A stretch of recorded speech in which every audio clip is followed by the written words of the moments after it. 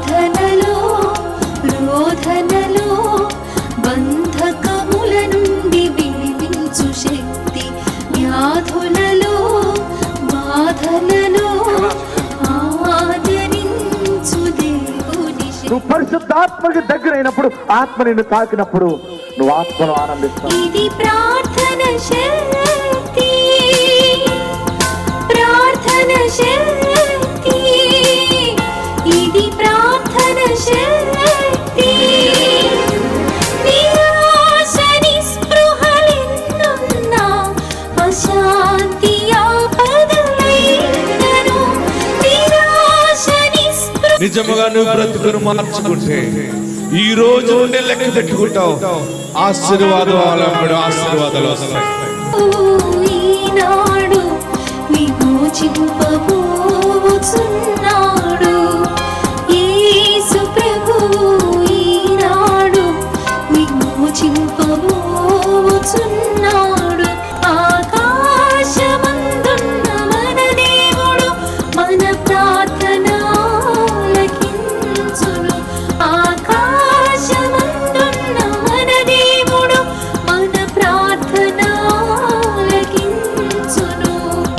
ప్రార్థన ప్రార్థన ఇది ప్రార్థన శక్తి, ప్రార్థన ప్రార్థన ఇది ప్రార్థన శక్తి, ఇది ప్రార్థన శక్తి, ఇది ప్రార్థన శక్తి. ప్రార్థనా శక్తి తైలాభిషేక ఆరాధన మార్చి 16 శనివారం.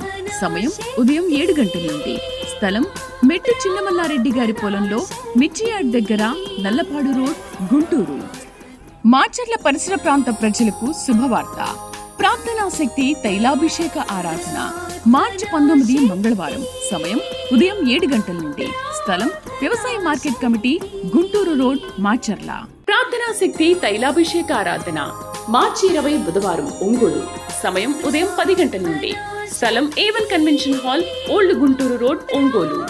ప్రార్థనా శక్తి తైలాభిషేక ఆరాధన మార్చి 21 గురువారం ఏలూరు. సమయం ఉదయం 10 గంటల నుండి. Sri convention hall, CR Reddy women's college, Vatluru, Eluru. ప్రార్థనా శక్తి తైలాభిషేక ఆరాధన మార్చి 22 శుక్రవారం ఖమ్మం. సమయం ఉదయం 10 గంటల నుండి. స్థలం SR గార్డెన్స్, ఈనాడు ఆఫీస్, వైరా రోడ్, వెలుగుమట్ల, ఖమ్మం. భీమవరం పరిసర ప్రాంత ప్రజలకు శుభవార్త. ప్రార్థనా శక్తి తైలాభిషేక ఆరాధన మార్చి 26 మంగళవారం భీమవరం. సమయం ఉదయం 10 గంటల నుండి. స్థలం Nirmaladevi function hall, Juvvalapalem road, Peddamiram, Bhimavaram. Kadapa పరిసర ప్రాంత ప్రజలకు శుభవార్త. ప్రార్థనా శక్తి తైలాభిషేక ఆరాధన మార్చి 28 గురువారం కడప. సమయం ఉదయం 10 గంటల నుండి. స్థలం మాధవి కన్వెన్షన్ హాల్, రాయచూరు వెళ్లే రోడ్, ఆర్టీఓ ఆఫీస్ ఎదురుగా, కడప. ప్రార్థనా శక్తి తైలాభిషేక ఆరాధన మార్చి 30 శనివారం కర్నూలు. సమయం ఉదయం 10 గంటల నుండి. స్థలం SS gardens, Saint Joseph junior college దగ్గర, నందికొట్కూర్ రోడ్, కర్నూలు. యేసయ్య నామములో మీకు వందనాలు తెలియపరుస్తున్నాను. ఈ దినం కొరకు దేవుడు సిద్ధపరిచిన వాగ్దానాన్ని మనం స్వాధీనపరచుకుందాం. పరిశుద్ధ గ్రంథంలో నుండి యెహోషువ గ్రంథం 1వ అధ్యాయం 6వ వచనం ద్వారా దేవుడు మీ కుటుంబాన్ని మరొకసారి దర్శిస్తూ ఉన్నారు. జాషువా చాప్టర్ 1:6. నిన్ను విడువను, నిన్ను ఎడబాయను, నిబ్బరము కలిగి ధైర్యముగా ఉండుము. ఆమేన్. ఎంత గొప్ప మాట! నిజమే, దేవుడు చెప్పిన మాట. నిన్ను విడువను, నిన్ను ఎడబాయను, నిబ్బరము కలిగి ధైర్యముగా ఉండు. దేవుడు నన్ను విడిచిపెట్టేస్తాడేమో, లేకపోతే నన్ను కానీ విడిచిపెట్టేసాడా, ఏమైపోతాను, నా పరిస్థితి ఏదో అయిపోతుంది.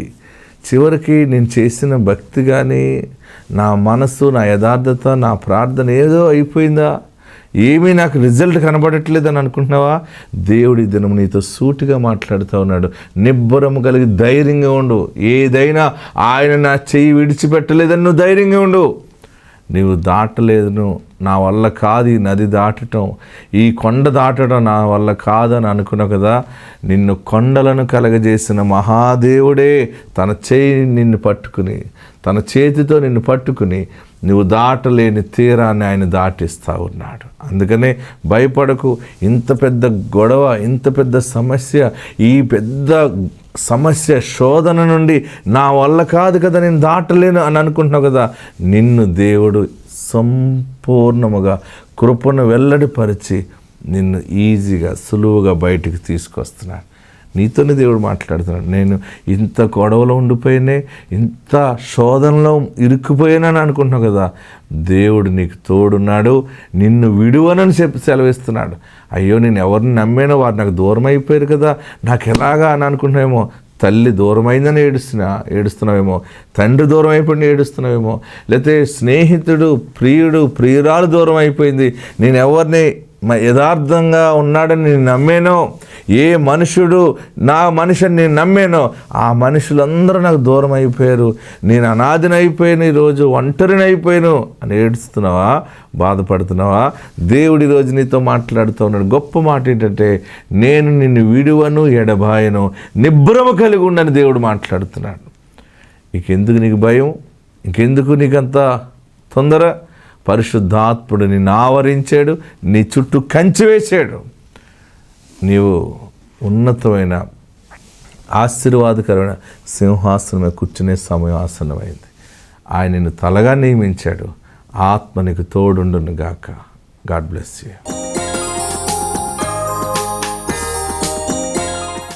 బైబిల్ ఉన్నవారందరూ తెరవండి. కీర్తనల గ్రంథము సామ్స్ 17. ఇందులో 10 వరకు మనం చదువుకున్నాం. 11వ వచనం దగ్గర నుంచి చివరి భాగం వరకు మనం ధ్యానం చేసుకుందాం.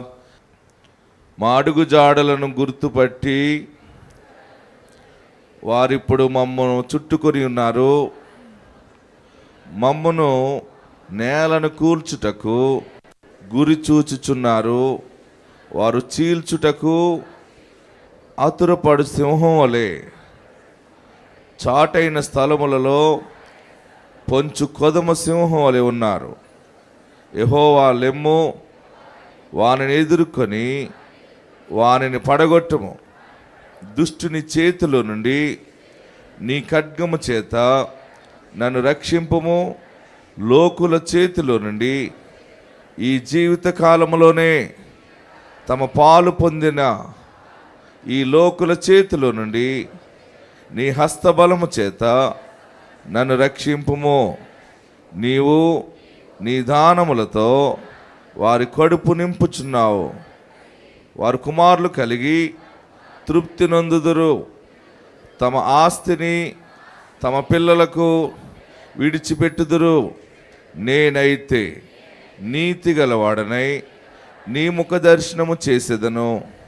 నేను మేల్కొన్నప్పుడు నీ స్వరూప దర్శనముతో నా ఆశను తీర్చుకొందును. ఆమేన్, హల్లెలూయా. యేసుని మనం కలిగి ఉన్నాము. బలమైన సేవ దేవుడు జరిగిస్తున్నాడు. మన ప్రభుత్వం ప్రార్థన శక్తి ప్రార్థనకు వచ్చే కుటుంబం వారు వేరే కుటుంబానికి వారికి అంతగా యేసుప్రభు అంటే తెలియదు. వారికి 11 సంవత్సరాల నుంచి పిల్లలు లేరట. ఎన్ని సంవత్సరాల నుంచి? ఈ కుటుంబం ఆ కుటుంబాన్ని దర్శించినప్పుడు మీకు పిల్లలు కావాలంటే మీరు మా తైలాభిషేక ఆరాధనకి రండి, దేవుడు మీకు సహాయం చేస్తాడు, మా దైవజనులు ప్రార్థన చేస్తారని చెబితే వారు ఎన్నో తిరిగి నిష్ప్రయోజనం అవటం ద్వారా విసుగు చెంది ఉన్నారేమో. సరే, చివరిగా మేము ఇక్కడ ప్రయత్నం చేస్తామని చెప్పి మన ఉపలుగుప్తం తైలాభిషేక ప్రార్థనకు వచ్చారు. ప్రార్థనకు వస్తే ప్రార్థన చేసి ఒక యాపిల్ ప్రార్థన చేసి ఆ బిడ్డకి ఇచ్చి, అమ్మ నువ్వు గర్భఫలంతో వస్తావు వెళ్ళంటే వెంటనే దేవుడు ఆ బిడ్డకి గర్భఫలం ఇచ్చాడు. 2 బిడ్డలు పుట్టారు ఒకేసారి. కవలలు చూడండి, అరుగో గురువారం పట్టుకొచ్చి నా చేతులు పెట్టారు. ప్రార్థన చేసేవి కదా, చూపించు ప్రార్థన చేయని. దేవునికి మహిమ కలిగినట్లుగా మనము ప్రభువుని స్తుతించాలి. హల్లెలూయా. ఇప్పుడు అన్ని చోట్ల కవల పిల్లలు దిగుతున్నారు. గర్భఫలము దిగుబడి ఎక్కువైపోయింది. ఆమేన్, హల్లెలూయా. మీకు భరించి ఒప్పుకుంటే చూడండి, ఇద్దరిద్దరిని కనండి. మీరు భూమిని నింపండి అన్నాడు దేవుడు. ఇప్పుడు ఎవరు నింపట్లేదు, ఆపరేషన్లు ఏం చేస్తున్నారు. రావులపల్లి ఒక సహోదరి ప్రార్థన చేస్తే ఆమెకి 2 కవల పిల్లలు పుట్టారు. మొన్న భీమవరం 1-2 తీసుకొచ్చారు. అదిగో చూడండి, కంపెనీలు ఎన్ని ఉన్నాయి మనకి, చూసారా?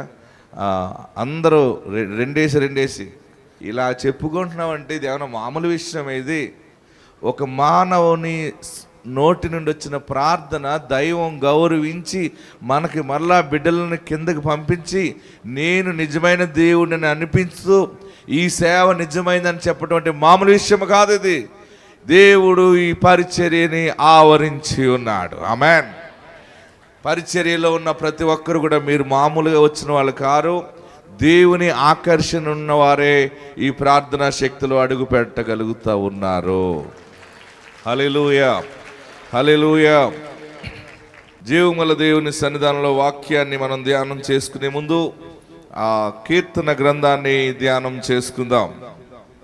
పరిశుద్ధ గ్రంథంలో నుండి మరి మనం చదువుకున్నటువంటి ధ్యానాంశము కీర్తన, దావీదు కీర్తన 17వ అధ్యాయము 11వ వచనం దగ్గర నుంచి మనం చదువుతూ ఉంటుంటే, మా అడుగు జాడలను గుర్తుపట్టి వారిప్పుడు మమ్ము చుట్టుకుని ఉన్నారు. మమ్మును నేలను కూల్చుటకు గురి చూచుచున్నారు. వారు చీల్చుటకు ఆతురపడు సింహము వలె చాటైన స్థలములలో పొంచు కొదమ సింహం వలె ఉన్నారు. యెహోవా లెమ్ము, వానిని ఎదుర్కొని వానిని పడగొట్టుము. దుష్టుని చేతుల నుండి నీ ఖడ్గము చేత. ఆమేన్. ఎందుకు ఈ 17వ అధ్యాయము మొదటి వచనంలో మనకి ఈ మాట కనబడుతుందంటే ఒక ప్రత్యేకమైన మాట ఏంటంటే, అది యెహోవా న్యాయము ఆలకించుము, నా మొర అంగీకరించుమని మొదలెట్టాడు. ఎందుకంటే ఆయన చుట్టూ ఉన్నటువంటి శత్రుత్వం అలాంటిది. ప్రియులరా, మన కుటుంబాల చుట్టూ ఉన్న శత్రుత్వము భయంకరంగా ఉన్నప్పుడు కొన్ని సమయాల్లో మనకి అన్యాయం జరుగుతుందన్నటువంటి పరిస్థితులు ఎదురవుతున్నప్పుడు దానిలో నుండి మనం బయటపడటానికి ప్రార్థనే మనకి గొప్ప ఆయుధము. ఆమేన్. హల్లెలూయా. గట్టిగా హల్లెలూయా చెప్పండి. ప్రార్థనే గొప్ప ఆయుధము. దావీదు ప్రార్థనే ద్వారానే న్యాయాన్ని కొని తెచ్చుకున్నాడు. ప్రార్థన ద్వారానే ఆశీర్వాదాన్ని కొని తెచ్చుకున్నాడు. ప్రార్థన ద్వారానే తన కోరికలన్నీ కూడా దేవుని చిత్తానుసారంగా నెరవేర్చుకున్నాడు. అన్నిటికీ పెద్ద ఆయుధము ప్రార్థన. ఆమేన్. హల్లెలూయా. మనకు ఎప్పుడైతే ప్రార్థన మన జీవితంలో ఉంటుందో మన జీవితము ఫలభరితంగా మారుతూ ఉంటుంది. నువ్వు ఎంత చదివినా, ఎంత బైబిల్ చదివినా, ఎన్ని పాటలు పాడినా, ప్రసంగాలు చేసినా, ఎంత థియాలజికల్ జ్ఞానం ఉన్నా కానీ ప్రార్థన లేకపోతే నీ జీవితంలో ఫలింపు అనేది ఉండదు. ఆమేన్. ప్రార్థనలో మొట్టమొదటిగా ఆయన అడుగుతున్నది నాకు న్యాయము కనుపర్చాలని అడుగుతూ ఉన్నాడు. ఆమేన్. ఎంత మంచి మాట చెప్తున్నాడు. యెహోవా న్యాయమును ఆలకించుము. అక్కడ జరుగుతున్నటువంటి పరిస్థితులన్నీ గమనించి నా జీవితంలో నీవు నాకు న్యాయము చేకూర్చు. ఆమేన్.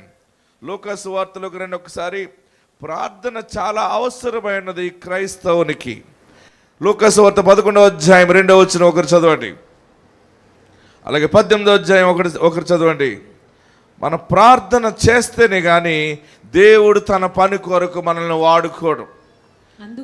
అందుకాయన మీరు ప్రార్థన చేయునప్పుడు, ఎస్ చూడండి, లూకా సువార్త 11వ అధ్యాయం 2వ వచనం, అందుకాయన మీరు ప్రార్థన చేయనప్పుడు తండ్రి నీ నామము పరిశుద్ధపరచబడును గాక, నీ నామము పరిశుద్ధపరచబడును గాక, నీ రాజ్యం వచ్చును గాక, మాకు కావలసిన అనుదిన ఆహారము దినదినము మాకు దయచేయము. మేము మాకు అచ్చియున్న ప్రతి వానిని క్షమించుచున్నాము గనుక, క్షమిస్తున్నాము గనుక మా పాపములను క్షమించుము, మమ్మను శోధనలోనికి తేక పలుకుడని వారితో చెప్పెను. ఆమేన్. హల్లెలూయా, హల్లెలూయా. అలాగనే 18వ అధ్యాయము 1వ వచనం మనం చూస్తే, లూకా సువార్త 18వ అధ్యాయం 1వ వచనం, వారు విసుకక నిత్యము ప్రార్థన చేయుచుండవలెనని అనుటకు ఆయన వారితో ఈ ఉపమానము చెప్పెను. అనుటకు ఈ ఉపమానం చెప్పాను. దేవునికి భయపడకయు దేవునికి భయపడకయు. మనుష్యులను లక్ష్య పెట్టకయు చూడండి, దేవునికి భయపడకయు మనుషులను లక్ష్య పెట్టకయు ఉండు ఒక న్యాయాధిపతి ఒక పట్టణములో ఉండెను. ఆ పట్టణములో ఒక విధవరాలును ఉండెను. ఆమె అతని యొద్దకు తరచుగా వచ్చి నా ప్రతివాదికి నాకును న్యాయము నా ప్రతివాదికి న్యాయము తీర్చమని అడుగుచూ వచ్చెను గాని అతడు కొంతకాలము ఒప్పకపోయెను. తరువాత అతడు నేను దేవునికి భయపడకయు మనుషులను లక్ష్య పెట్టకయు ఉండినను ఈ విధవరాలు నన్ను తొందర పెట్టుచున్నది గనుక ఆమె మాటి మాటికి వచ్చి గోజాడకుండునట్లు ఆమెకు న్యాయము తీర్తునని తనలో తాననుకొనెను. ఆమేన్. గట్టిగా హల్లెలూయా చెప్పండి. ఇంకా గట్టిగా హల్లెలూయా చెప్పండి.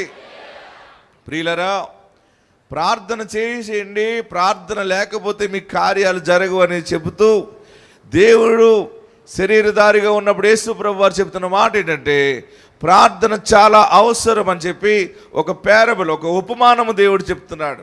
ఆ ఉపమానం ఏంటంటే, దేవునికి భయపడడు ఒక మనుషుడు ఉన్నాడు, మూర్ఖుడు వాడు.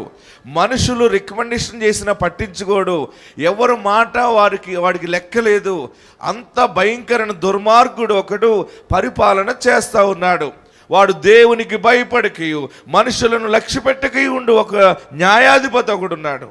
కానీ భర్తను కోల్పోయిన స్త్రీ, ఆమె తన జీవితాలన్నీ కోల్పోయినప్పుడు న్యాయము జరిగించమని, న్యాయము కోసము ఆ న్యాయాధిపతి దగ్గరికి పరిగెత్తుతూ ఉంది. ఆ మనుషుడు అనేవాడు, ఏయ్ గెట్ అవుట్, ఆమెను నా దగ్గర రానివ్వకండి, పంపించేయండి. కింద ఉంటారు కదా, మళ్ళీ సార్ రమ్మన్నారు, మళ్ళీ రమ్మన్నారు అంటే ఆమె వెళ్ళిపోతూ ఉండేది, మళ్ళీ వస్తూ ఉండేది. ఎందుకంటే ఆ న్యాయము ఆమెకి ఆయన తప్ప ఎవరు తీర్చలేరు. ఎన్నో సమయాలు ప్రయత్నాలు చేసింది, ఎన్నో ప్రణాళికలు చేసుకుంది, కానీ ఆమెకి న్యాయము ఆ మూర్ఖుడే చేయాలి. కనుక మళ్ళీ వస్తూ ఉండేది. ఒకరోజు అనుకున్నాడు, అసలు నేను ఈ భర్తను కోల్పోయిన మనిషిని రోజు ఉదయం చూడటం నాకు మంచిగా లేదు, వద్దంటే వస్తూ ఉంది మాటికి. సరే, ఈమె టోటల్గా శాశ్వతంగా ఇంకా ఈమె నా దగ్గరికి రావటం మానేయాలంటే నేనేం చేయాలి అని ఆలోచన చేసుకుని అప్పుడు అనుకున్నాడు, ఈమెకి త్వరగా న్యాయము చేసేస్తే ఈమె నా దగ్గరికి రాదు కదా అనుకున్నాడు. ఆమేన్, హల్లెలూయా. గట్టిగా హల్లెలూయా చెప్పుకోండి. ఒక మూర్ఖుడు దేవునికి భయపడకయు మనుషులను లక్ష్య పెట్టకయు ఉండేటువంటి ఒక న్యాయాధిపతి, ఆమె విషయంలో న్యాయము చేయటానికే మనసు మారింది కదా. దయగల దైవ కుమారుడును నేను, మీకు న్యాయము చేయమని ప్రార్థన చేస్తే, మీరు ప్రార్థన చేసినప్పుడు నేను న్యాయము చేయకుండా ఉంటానా? నేను న్యాయాధిపతిని అన్నాడు. ఆమేన్, హల్లెలూయా. దేవుడు నీ పక్షముగా న్యాయము జరిగించుచున్నాడు. దేవుడు నీ పక్షముగా న్యాయము తీర్చుచున్నాడు. అందుకనే ప్రతి మనిషి ప్రార్థనలో న్యాయము జరిగించమని ప్రార్థన చేయాలని దేవుని ఆత్మ చెప్తా ఉంది. దావీదు అంటున్నాడు, నా జీవితంలో న్యాయము జరిగించు. నా చుట్టూ భయంకరమైనటువంటి దుష్టులు ఉన్నారు, నా చుట్టూ భయంకరమైనటువంటి చీకటి మనుషులు ఉన్నారు, నాకు నీవే ఆధారము. హల్లెలూయా. గట్టిగా హల్లెలూయా చెప్పండి. నాకు నీవే ఆధారము. అందుకనే కీర్తనగాడు అన్నాడు, యెహోవా న్యాయము ఆలకించుము, నా మొర అంగీకరించుము, ప్రార్థన ఆలకించని చెప్పి చివరలుగా 15వ వచనంలో ఏమంటాడంటే, నేనైతే నీతి గలవాడనై నీ ముఖ దర్శనము చేసేదను, నేను మేల్కొన్నప్పుడు నీ స్వరూప దర్శనముతో నా ఆశను తీర్చుకొందును. ఆమేన్. నేనైతే నీతి గలవాడనై నీ ముఖ దర్శనము చేసేదను, నేను మేల్కొన్నప్పుడు నీ స్వరూప దర్శనముతో నా ఆశ తీర్చుకొందును. ఆమేన్. జీవముల దేవుని సన్నిధానంలో పరిశుద్ధాత్ముడు మనకు బయలుపరుస్తున్నటువంటి గొప్ప మాటలు, అమూల్యమైనటువంటి సత్యవాక్యం ఇది. నాకు న్యాయము జరిగించవా? నీవు న్యాయాధిపతివి, నువ్వు నాకు న్యాయము జరిగిస్తావు. అందుకనే క్రైస్తవునికి ప్రార్థన చాలా అవసరం అని దేవుని ఆత్మ చెబుతా ఉన్నది. ఆమెన్. ఇంకా గట్టిగా హల్లెలూయా చెప్పండి. మనిషికి ప్రార్థన లేకపోతే మనం ఏది అడగాలన్నా ప్రార్థన ద్వారానే అడగాలి.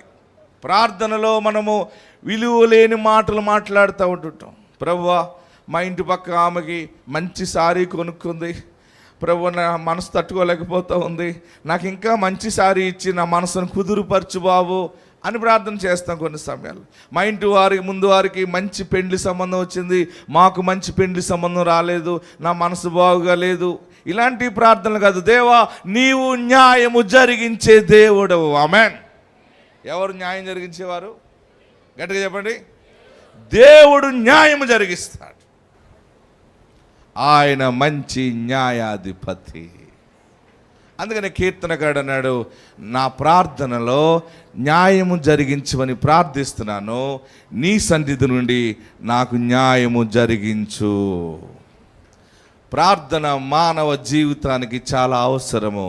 అది యేసు నామంలో ప్రార్థన.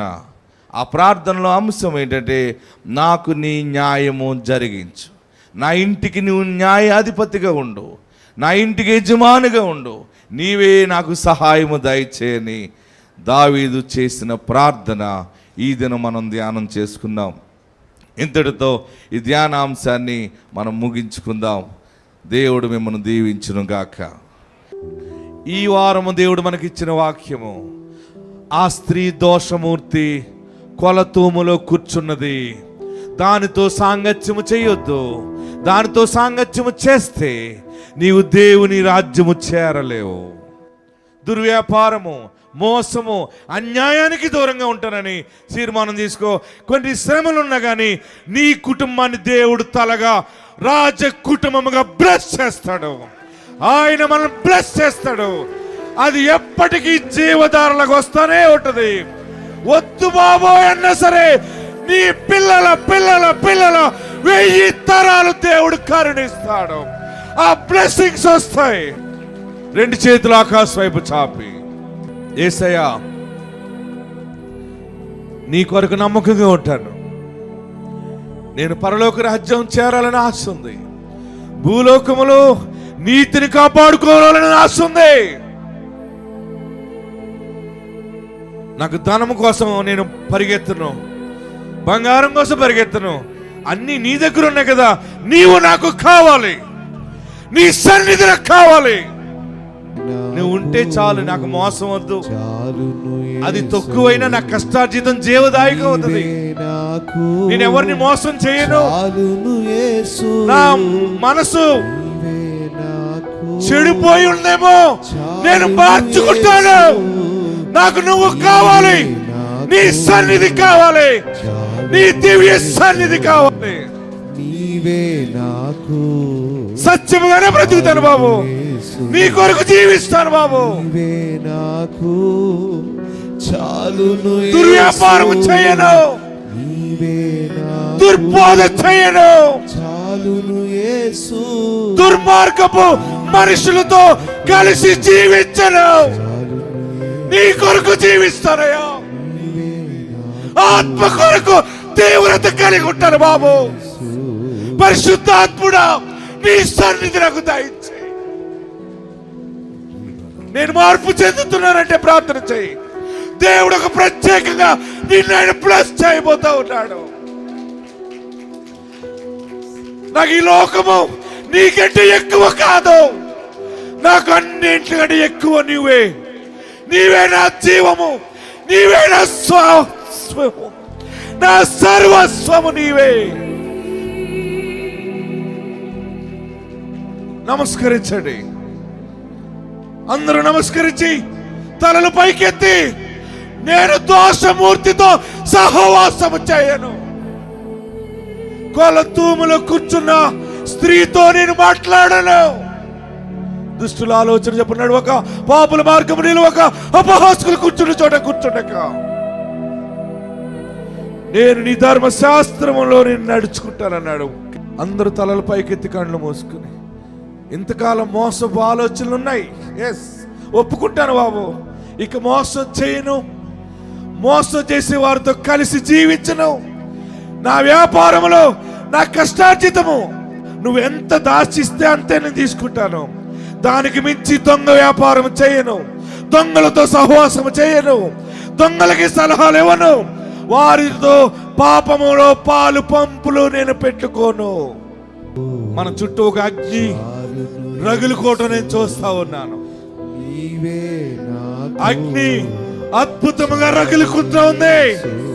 పరిశుద్ధాత్మ జ్వాల మనల్ని సర్వ సత్యంలోనికి నడిపిస్తా ఉన్నాడు. అన్నిటికంటే నీవే మాకు ఉన్నతమైన ఆశ్రయ దుర్గము.